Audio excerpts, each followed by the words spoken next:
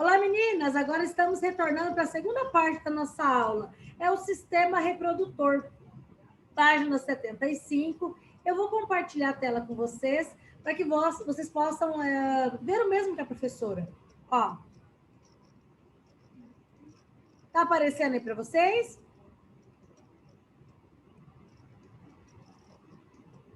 Joia! Ó a mensagem que eu estou trazendo agora nesse momento para vocês. Ser feliz não é ter uma vida perfeita, mas deixar de ser vítima dos problemas e se tornar o autor da sua própria história. Se eu perguntar aqui individualmente, cada um tem um problema, ou de doença, ou de ordem financeira, ou psicológica, mas o importante é a gente deixar de ser vítima de problemas. Problemas todos nós vamos ter. Ter força, pedir força para Deus, para a gente poder escrever uma história bonita de vida que a gente tenha passado enquanto a gente esteve aqui no planeta Terra, ok? Então, para isso, a professora, como sempre, vai pedir para você ali, ó, vamos puxar lá na memória. O que nós falamos na aula anterior? O que nós vimos? Nós falamos sobre os hormônios. E vamos ver se, quero saber ali se todo mundo realizou a pesquisa. Vocês vão me ajudar ali. Ô, Maria Eduarda, a professora pediu para vocês pesquisarem o que mesmo? O Puran, né? Puran é um nome comercial. Sim. Você poderia falar para nós aí qual é o nome do princípio ativo do Puran? Professora, pergunta de novo, porque cai a internet. O nome do princípio ativo do Puran, qual que é? Levotiroxina. Isso, muito bem. Adriele, em que horário que deve ser tomado, então, esse medicamento? É qualquer horário? Pode ser tomado? É antes ou depois do café da manhã? Isso, quanto tempo? 1 hora. 1 hora antes ou 1 hora depois? Para que tipo? Para que tratamento? É para hiper ou é para hipotiroidismo? Para hipo. Isso, muito bem. Então, se você não conseguiu participar agora da nossa aula online e está assistindo o vídeo depois, guarde com bastante carinho, então. Puran nome comercial. Esse medicamento é para tratamento do quê? Do hipotiroidismo. E uma atenção especial que você deve dar de orientação para os nossos clientes é que ele deve ser tomado ou 1 hora antes ou 1 hora depois. Relembrando, o nosso corpo, ele é movido por glândulas que são liberadas na corrente sanguínea, né, ali, através dos hormônios. Os hormônios, a partir do momento em que há uma falha ali, né, já que ele é um grande regulador do nosso metabolismo, houve uma falha, vai acarretar um dano em um órgão. Seja ele na tireoide, seja ele no pâncreas, ou ainda na suprarrenal, ou na glândula lá, a pituitária, que é uma glândula mestra, é uma glândula chave ali, né, que ela comanda o restante. No timo, que eu mencionei que quando é na criança ele é grande, nos testículos e ovários. Já que a professora falou em testículo e ovário, agora é exatamente sobre isso que nós vamos falar. Nós vamos falar sobre o sistema reprodutor feminino e masculino. Então, olha só. Falamos em sistema reprodutor feminino e masculino, a gente sabe que ele é o responsável pela manutenção da nossa espécie, a espécie humana. Precisa-se do sistema reprodutor unir o masculino ao feminino, ou seja, o óvulo ao espermatozoide, para que nós possamos dar continuidade à nossa espécie. Então, pensando nisso, o nosso sistema reprodutor consiste lá, né, nos ovários. Ou seja, é só o ovário? Não, nós vamos falar do que é formado o sistema reprodutor feminino. Pensando nisso, tem diferença entre o sistema reprodutor feminino e masculino? Tem sim, ó, se você estiver anotando aí, o homem, ele produz testosterona. É o nome do hormônio que ele é produzido, ó, lá nos testículos. Esse hormônio, ele vai amadurecer, ou seja, o menino, o homem, né? Eu falo menino porque na fase da adolescência, entre 12 e 13 anos, ele começa a produzir o espermatozoide. O espermatozoide, ele ali, ó, fica nos testículos, porém, hoje eu vou mostrar uma coisa bem interessante. Não é no testículo que ele fica em cima do testículo, num local chamado epidídimo. E lá do epidídimo tem os canais que levam esse espermatozoide, que ele percorre por todo um ducto, até que ele seja ejaculado pela uretra para poder ocorrer a fecundação. Só que nós vamos falar de um local chamado líquido seminal, mas ó, é daqui a pouquinho. Porque primeiro, vamos começar pelo reprodutor feminino. Nosso sistema reprodutor feminino, ele é composto pelos ovários. O que tem lá dentro dos ovários? Vai dizer, óvulos, professora? Além dos óvulos. Porque a mulher é o seguinte, ela já nasce com os óvulos lá dentro e eles passam a ser amadurecidos a partir do momento, ele passa a se perder. A mulher começa a perder os seus óvulos a partir do momento da sua primeira menstruação. Dentro dos ovários é produzido um hormônio chamado estrogênio e outro chamado progesterona. Qual que é a função do estrogênio? Se você está anotando aí, ó, destaca aí com bastante carinho. O estrogênio, ele estimula o desenvolvimento da parede do útero para receber o embrião. Ou seja, dentro do útero, começa a formar como se fosse a placenta. Começa a formar a casinha que vai receber o nosso embrião, vai receber o nosso bebezinho ali. Então, a progesterona, ela mantém o endométrio. Onde que fica esse tal de endométrio? Lá dentro do útero. É a parede do útero. A progesterona, ela prepara a parede do útero para que receba o embrião. Então, olha só. Então, na aula anterior, a professora havia comentado que as glândulas, elas comandam, através da liberação de hormônios, a região de todo o corpo. Agora, especificamente, nós vamos falar dos testículos e do ovário. Então, se a professora fazer uma pergunta lá para você, do que é composto o sistema reprodutor feminino? Você vai responder lá. Ele é composto pelo ovário, pelo útero, pelas tubas uterinas, antigamente chamava-se de trompas de falópio, tá? Pela vagina, pela vulva, pelos pequenos lábios, grandes lábios, pelo endométrio, que fica lá dentro do útero. Já que eu mencionei sobre a vulva lá, né? Primeiro, qual que é a função? A função principal do nosso sistema genital é produzir gameta. Ou seja, os ovários vão produzir óvulos. Para quê? Para receber os espermatozoides para haver fecundação. Com isso, o sistema reprodutor vai desenvolver e vai nutrir esse embrião para que possa nascer uma nova vida. Ou seja, até o 3º mês de gestação, o embrião, desculpa, até o 3º mês de gestação, o embrião. Depois do 3º mês de gestação, ele passa a se chamar feto, tá? Então, até o 3º mês é embrião. Depois que é o feto. A parte externa da vagina, como eu mencionei, é a vulva. O que tem ali para o lado de fora? Porque diferente do que muitos pensam, vagina não é a parte externa. A vagina fica na parte interna do corpo da mulher. Na parte externa são os pequenos lábios, os grandes, o ímen e o clitóris. Só relembrando que a mulher tem 2 canais. Um para relação sexual e o outro, que é o canal da uretra, que é para eliminação da urina. O homem tem um único canal, a mulher tem 2, tá? Então, a vagina, ele é um canal muscular que fica aqui nessa região, é ele que une a vulva ao útero. Então, efetivamente, ali a eliminação do sangue, da menstruação, até o nascimento da criança por parto normal, é pela vagina que passa. Nessa região especificamente aqui, ó, na entrada, tem uma glândula chamada glândula de Bartholin. A glândula de Bartholin, ela libera um líquido que é ele que serve para lubrificação, para que a mulher não se machuque durante a relação sexual. E olha uma coisa muito interessante. Então, lá na farmácia, é vendido, para aqueles que não entendem um pouquinho sobre esse assunto, depois leia com bastante carinho, os lubrificantes vaginais.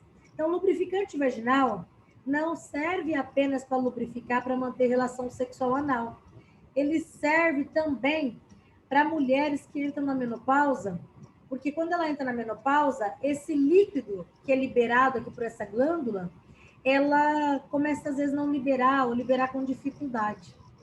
Isso quer dizer que a mulher sente muita dor ao manter relação sexual. É onde ela acaba procurando a farmácia para comprar um lubrificante íntimo. Então, lubrificante íntimo para que ela possa passar para que não se machuque. Então, só relembrando, a pessoa quando vai comprar esse tipo de produto na farmácia, é você que vai estar lá atendendo ela para evitar o constrangimento, ela não vai precisar ficar te esperando, explicando, né? Ah, é porque eu estou com dificuldade na hora da relação sexual. Não precisa. Você já é uma pessoa antenada, já está ouvindo isso na aula, para você evitar o seu cliente passar por esse constrangimento. Combinado? Então, só reforçando isso que eu falei até agora, é constituído, então, lá a parte interna, externa ali a vulva, interna a vagina, o útero, as tubas uterinas e o ovário. Relembrando que o nosso útero possui 3 camadas. A parte externa é a parte chama perimétrio. O perimétrio é ele que reveste e cuida do útero. Lembra que a professora sempre fala na aula que Deus, assim, ele é perfeito, ele reveste os nossos órgãos, e todos os nossos órgãos principais, internos, eles são revestidos por camadas. A do útero chama perimétrio.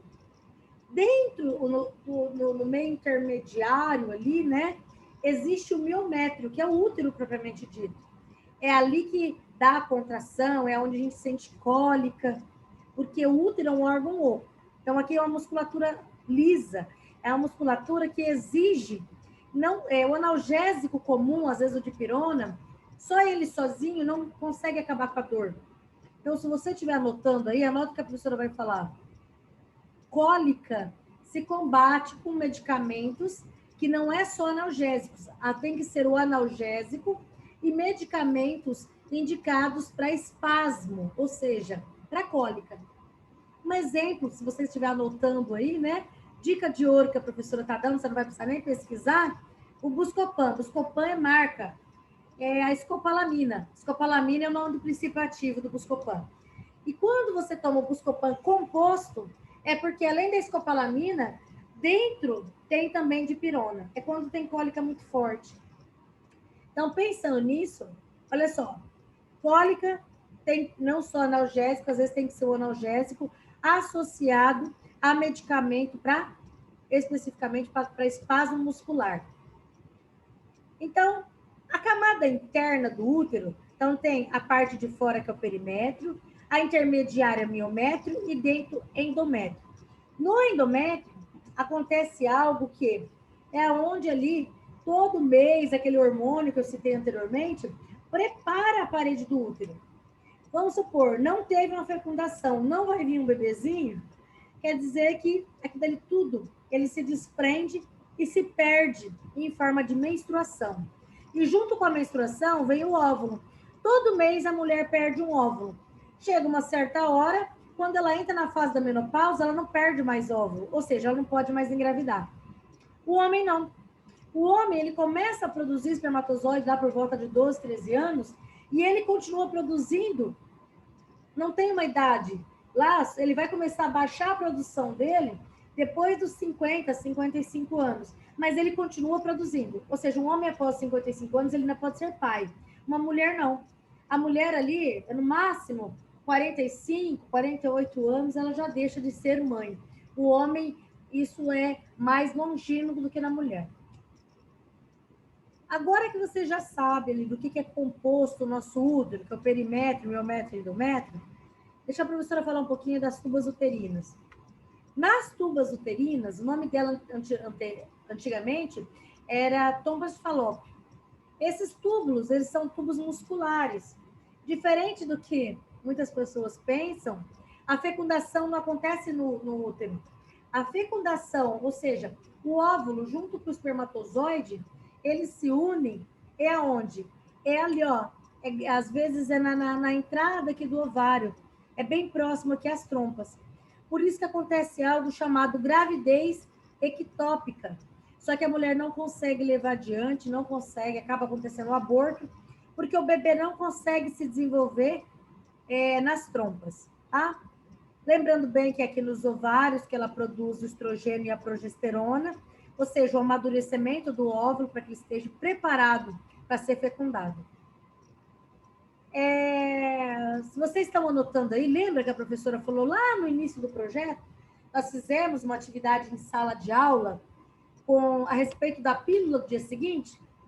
Lembra lá? Então, sabe por que a professora pediu aquela pesquisa? É porque quando fosse chegar o dia de hoje, eu saberia dizer para você o seguinte, ó, a pílula do dia seguinte, ela é justamente, ela tem uma certa quantidade de horário que ela deve ser tomada, porque se ela não for tomada no momento correto, ocorre a gravidez mesmo assim. Só que, relembrando, não pode ficar tomando todo mês pílula no dia seguinte, porque é uma porcentagem muito alta de hormônio que a mulher toma de uma vez só. Menopausa, já citei para vocês anteriormente ali, então, que a menopausa é quando há a ausência da menstruação. A mulher deixa de menstruar. E que os hormônios no homem é a testosterona, na mulher, estrogênio e progesterona. E quando a mulher está grávida, o médico solicita um exame, a identificação que ele sabe, por isso que tem aqueles testes de farmácia, sabe? O teste de farmácia nada mais é que a identificação da gonadotrofina coriônica. Ou seja, o que é gonadotrofina coriônica humana? É o HCG. É quando a mulher começa a produzir esse hormônio. Ela está produzindo esse hormônio é porque ela está grávida.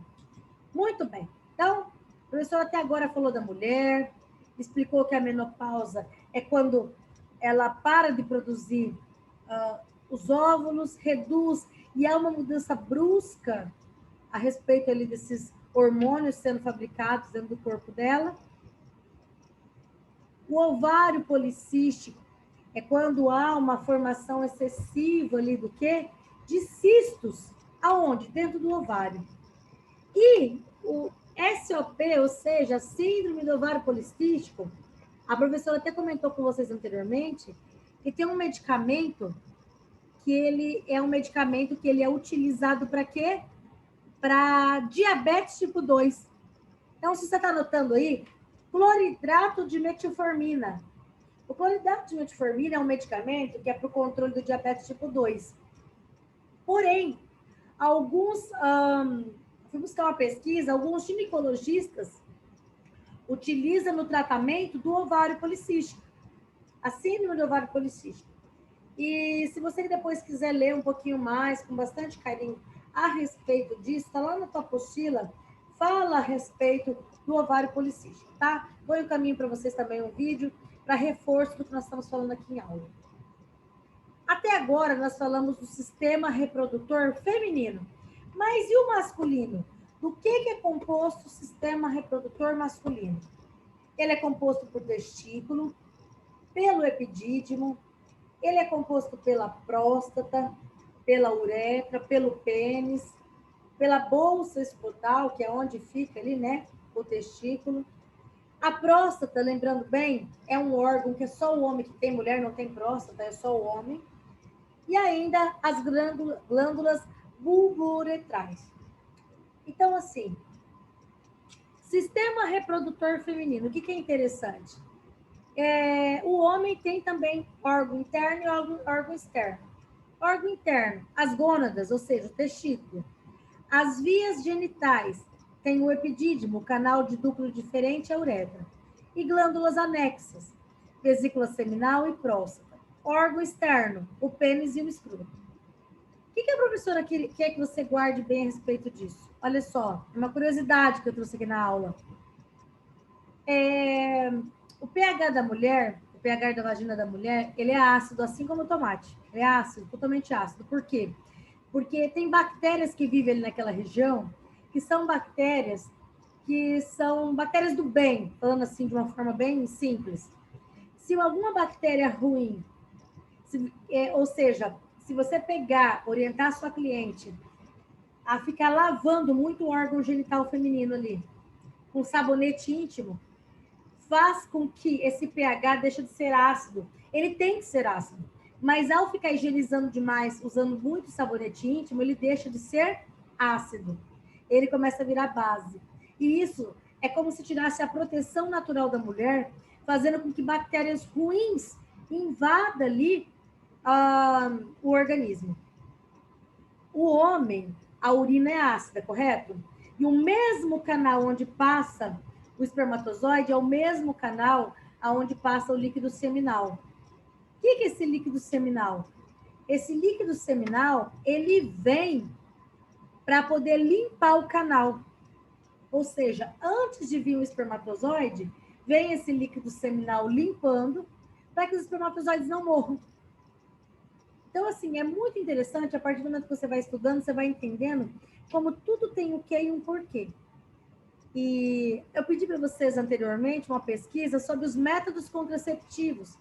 Muita adolescente engravida, porque às vezes não quer falar com a mãe para poder tomar o anticoncepcional, não quer ir no postinho de saúde, preocupando, ou não quer que a família saiba que ela começou a relação sexual, não toma o comprimido. Eu falo comprimido, né? Não é só o comprimido, tem vários métodos contraceptivos. Mas o comprimido é um dos mais utilizados, a pílula, né? Então, por isso aquela pesquisa, para você orientar para que não ocorra a fecundação. Quer ver um exemplo?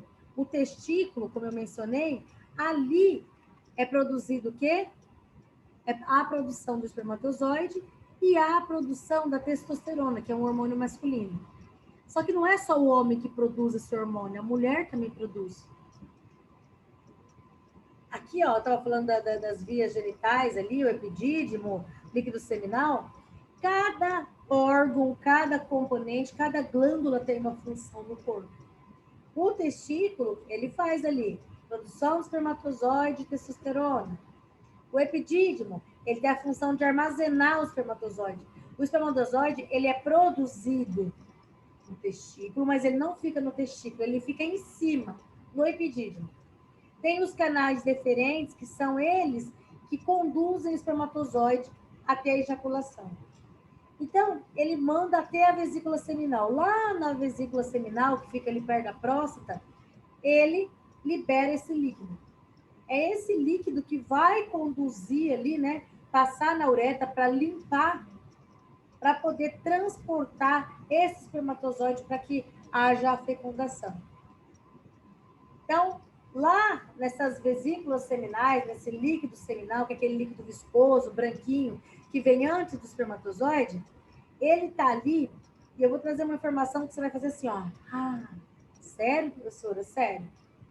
Só lembrando bem que ele fica muito pertinho da próstata. Então, a próstata, ela produz um líquido, que é esse líquido, fica ali na base da bexiga, e fica ali para quê? Se o homem começa a ter um aumento na bexiga, vai acontecer o quê? Pode ser, desculpa, corrigindo, um aumento na próstata. Se o homem começa com um aumento muito na próstata, a próstata vai empurrar a bexiga, tendo esse homem muita vontade de fazer o quê? Urinar. Então, o excesso do urinar, principalmente à noite, ocorre ali, é um dos sintomas do câncer de próstata. A professora vai falar daqui a pouquinho sobre ele, ó. Só finalizando aqui, pênis e escroto. Então, o espermatozoide é o quê?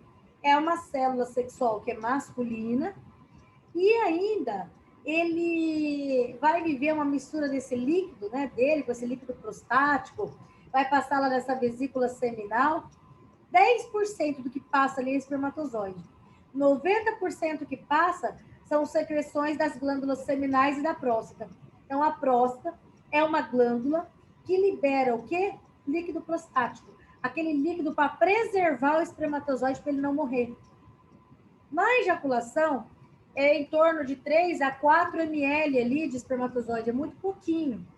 Só que agora é aquela informação que eu falei que vocês vão fazer assim, ó.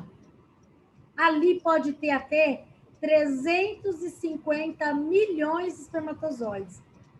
Por isso que o método contraceptivo do coito interrompido há uma possibilidade muito grande de engravidar. Por quê? De 350 milhões, tem sempre um que às vezes acaba escapando ali, na hora de interromper o coito, ele acaba indo junto ali no folículo seminal. Uma curiosidade que eu gostaria de trazer, olha, é muito interessante que... eu vou só comentar aqui antes de dar continuidade. A Larissa está até comentando aqui que ela fez um estágio e a aplicação de 2 métodos contraceptivos aí, né? Que ela pegou a bula e que ela vai compartilhar com a gente lá no grupo depois sobre isso. Bacana, Larissa, parabéns pelo incentivo. Encaminha lá no grupo para que todos possam ter a mesma informação, tá bom? Valeu. Uma curiosidade ali a respeito do espermatozoide. Após o sexo, o espermatozoide permanece vivo dentro da mulher por até 48 horas. Aí, o que você lembrou quando eu estou falando sobre isso? A pesquisa da pílula do dia seguinte. Lembra que eu falei que tem um período que não pode ultrapassar esse período? Por quê? Se ultrapassou, a mulher engravida. E tem que ser tomado corretamente. Bom, essa curiosidade aqui é para que você saiba. Então, por isso que quando a mulher ela é violentada, ela é encaminhada lá por IML, é feito o corpo de delito, e se houve um estupro, ou se houve a relação sexual sem a permissão, tem como comprovar. Ou se houve um assassinato, durante algumas horas, 48 horas, o espermatozoide, mesmo a mulher tendo morrido, ele permanece vivo dentro do corpo. Então, fez É verdade, professora, que... Oi? Tá com dúvida, Maria Eduarda? A professora não conseguiu te ouvir. Não tem como comprovar mesmo, né, professora? Quando Falhou, não saiu a sua é pergunta. um sexo forçado. Ai, eu esqueci a palavra agora. Ai. Oi? Não deu para entender, Maria Eduarda.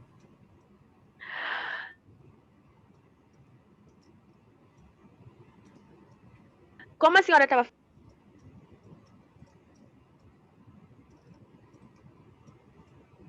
Então, assim, existem as doenças que é do sistema reprodutor, tanto feminino quanto masculino, correto? Aí na sua apostila, a partir da página... Espera aí que eu já falo para vocês, estarem acompanhando. Página 78.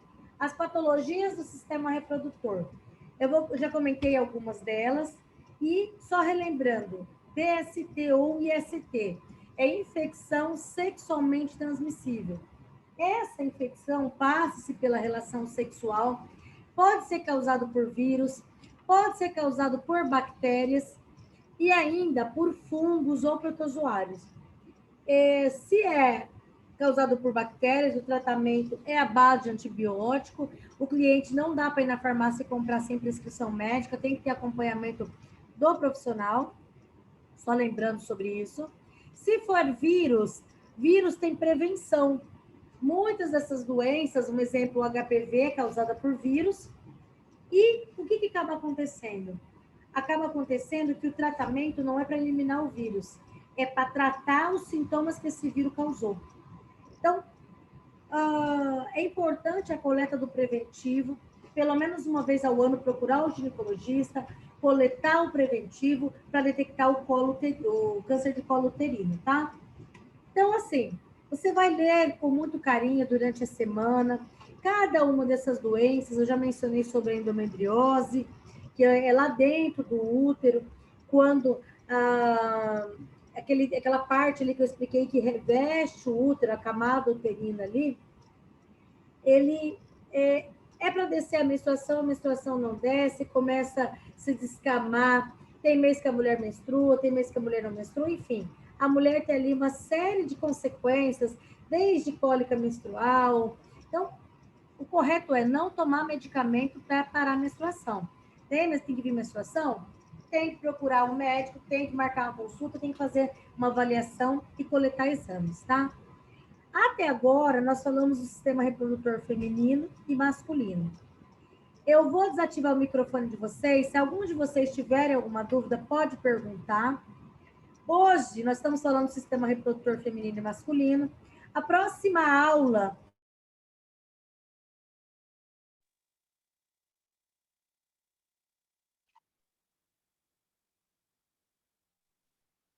Professora, seu microfone está mutado.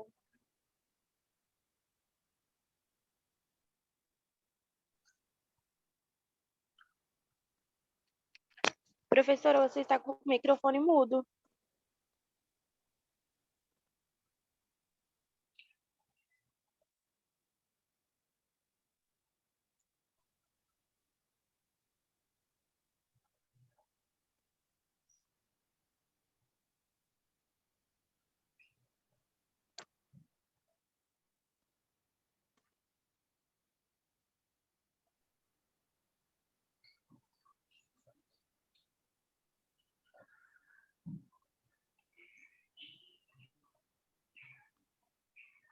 Evelyn. Evelyn, a gente não está te ouvindo. Não está saindo, Ana? Agora sim. Então, assim, ó, se a Eu estava falando no bate-papo, você não via. então tá bom, Ana, obrigado. Tá bom.